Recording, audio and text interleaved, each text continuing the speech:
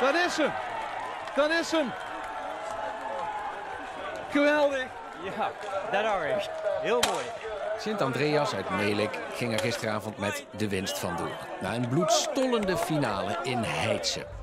Waar 1700 vrijwilligers, dik 130 schutterijen en duizenden toeschouwers er 2 weekenden lang een feest van hadden gemaakt.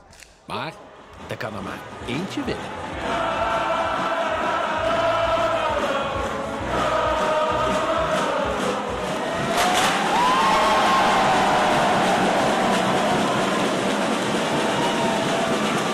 Van de feesttent in de Schutterwei is het dan 20 minuutjes rijden naar Melick, waar de NUM door de zegevierende schutters wordt getoond aan het dorp.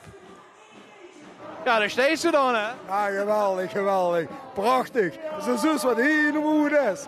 Al die collega-verenigingen, het dorp, prachtig, prachtig, prachtig. Echt. En dat hoort ze vaker, maar ik kan ze niet voorstellen. Daar geniet ze zo van. Prachtig, echt. Geweldig, hè? En al bekenden gezien natuurlijk. Ja, zat bekenden. Mam zong net langs de kant. Heel veel bekenden. Prachtig, prachtig, prachtig, prachtig.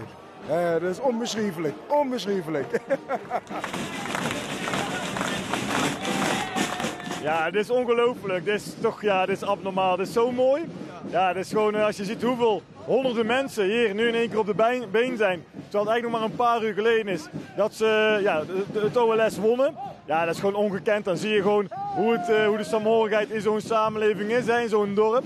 Ik denk dat het gewoon Roerdalen op zijn best is. Dat 1908 de eerste keer was, dan zijn we nu 117 jaar verder. En hebben we weer in Melick.